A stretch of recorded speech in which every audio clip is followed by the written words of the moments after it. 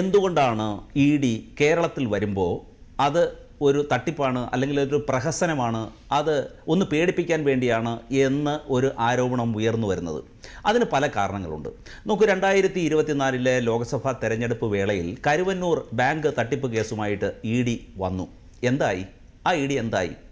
മുഖ്യമന്ത്രിയുടെ വസതിയിലേക്ക് E D ഒരു notice അയച്ചു. എന്തായി? ആർക്ക് അതിനെക്കുറിച്ച് എന്തെങ്കിലും വെളിപ്പെടുത്തൽ നടത്താനുണ്ട്?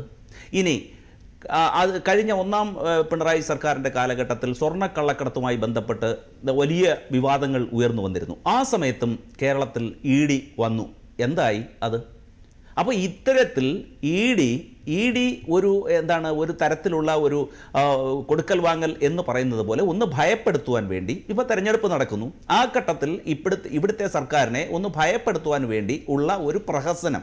നോക്കൂ, ഇ ഡിയുടെ പ്രോസിക്യൂഷൻ്റെ അല്ലെങ്കിൽ അതിൻ്റെ ശിക്ഷാവിധികളുടെ സംബന്ധിച്ച ഒരു കണക്കിൽ 190 ലോക്സഭയിൽ ചോദിച്ച ഒരു ചോദ്യത്തിൻ്റെ മറുപടി വന്നതാണ്.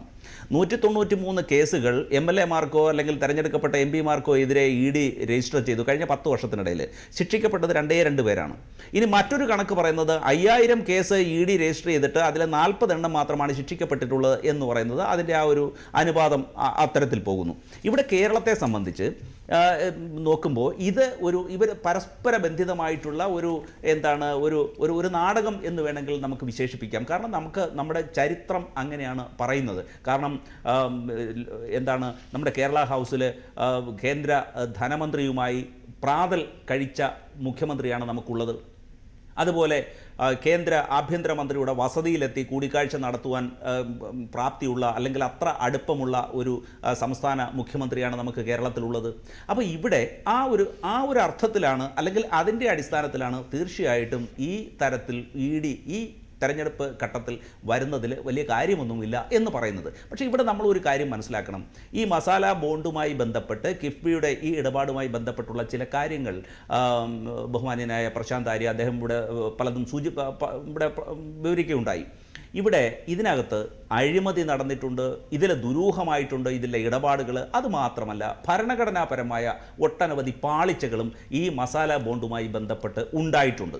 അത് ആദ്യ കാലഘട്ടം മുതൽ തന്നെ കേരളത്തിൽ പ്രതിപക്ഷം അത് ഉന്നയിക്കുകയും എന്നാൽ ഫലപ്രദമായിട്ടുള്ള ഒരു മറുപടി അതിൽ ബന്ധപ്പെട്ടവരുടെ ഭാഗത്തുനിന്ന് ഉണ്ടായിട്ടില്ലാത്തതുമാണ്. അത് പ്രധാനമായിട്ട് പറയാനുള്ള കാരണങ്ങൾ എന്താണ്? ഈ 9.723% പലിശയ്ക്ക് പണം കടമെടുക്കുന്ന ഘട്ടത്തിൽ കേരളത്തിൽ അതിനേക്കാൾ എത്രയോ പലിശ കുറച്ച് ഉള്ള ഫണ്ട് അവൈലബിൾ ആയിരുന്നു. ഇത് വെറുതെ പറയുന്നതല്ല. കൊച്ചി മെട്രോയുടെ നിർമ്മാണത്തിനായിട്ട് അന്നത്തെ ബഹുമാന്യനായ കേരളത്തിൻ്റെ ആദരണീയനായ മുഖ്യമന്ത്രിയായിരുന്ന ഉമ്മൻചാണ്ടി ലോൺ എടുത്തിരുന്നു. അതിന് നൽകിയ പലിശ എത്രയാണെന്ന് അറിയുമ്പോഴാണ് നമ്മൾ ഞെട്ടിപ്പോകുന്നത്. 1.25%.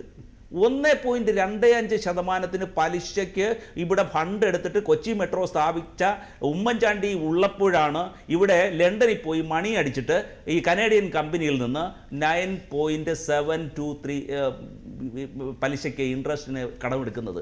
നോക്കൂ, എത്ര ഈ 2150 കോടി രൂപയ്ക്ക് 1045 കോടി രൂപയാണ് പലിശ ഇനത്തിൽ നൽകേണ്ടത്. അപ്പോൾ ഇവിടെയാണ്. അതുമാത്രമല്ല, ഈ കിഫ്ബിയെ സംബന്ധിച്ച് വരുന്ന ആരോപണങ്ങൾ എന്തൊക്കെയാണ്?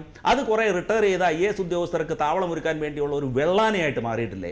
ഏതാണ്ട് ഇപ്പോൾ കേരളത്തിലെ ഈ സർക്കാരിൻ്റെ കാലഘട്ടത്തിൽ 36ഓളം റിട്ടയർ ചെയ്ത ഓൾ ഇന്ത്യ സർവീസിൽ പെട്ടവരും സീനിയർ ആയിട്ടുള്ള ഗവൺമെൻറ് ഉദ്യോഗസ്ഥർക്കും താവളമൊരുക്കിയിട്ടുണ്ട്. അപ്പോൾ ഇത് തന്നെ നോക്കൂ, റിട്ടയർ ചെയ്തു വരുന്ന, അതായത് സർക്കാരിൻ്റെ താല്പര്യപ്രകാരം പ്രവർത്തിച്ചതിന് ശേഷം റിട്ടയർ ചെയ്യുമ്പോൾ അവർക്ക് താവളമൊരുക്കാനുള്ള ഒരു വേദിയായിട്ട് മാറിയിരിക്കുകയാണ്. അവിടുത്തെ നിയമനങ്ങളിൽ വല്ല സുതാര്യതയുണ്ടോ? നോക്കൂ, ഇത് പബ്ലിക് ഫൈനാൻസിന് എതിരായിട്ടുള്ള സാമ്പത്തിക മാനേജ്മെൻറ്റാണ് അവിടെ നടക്കുന്നത് എന്നുള്ള വലിയ വ്യാപകമായ ഒരു വിമർശനം പ്രതിപക്ഷം ഉന്നയിച്ചിട്ടുണ്ട്. ഇനി അതിനേക്കാൾ ഉപരി 2019-20 കാലഘട്ടത്തിൽ CNAGയുടെ റിപ്പോർട്ടിൽ എന്താണ് പരാമർശിച്ചിട്ടുള്ളത്? ഇത് ഓഫ് ബജറ്റ് ബോറോയിങ് ആണ്, അതിലെ ഫണ്ട് എടുക്കുന്നതിൽ സുതാര്യതയില്ല, അത് സർക്കാരിൻ്റെ ബജറ്ററി പ്രപ്പോസൽസിനകത്ത് അത് ഉൾപ്പെടുത്തണം എന്ന് പറഞ്ഞിരുന്നു. അതിനെതിരെ സർക്കാർ എന്താ ചെയ്തത്? നിയമസഭയിൽ പ്രമേയം കൊണ്ടുവന്ന് അതിനെതിരെ പ്രമേയം പാസാക്കി. ആ CAGയുടെ ആ ഒരു കുറിപ്പിനെ നിരാകരിക്കുന്ന സമീപനമാണ് ഇവിടെ സ്വീകരിച്ചത്. അതാണോ ശരിക്കും ചെയ്യേണ്ടത്?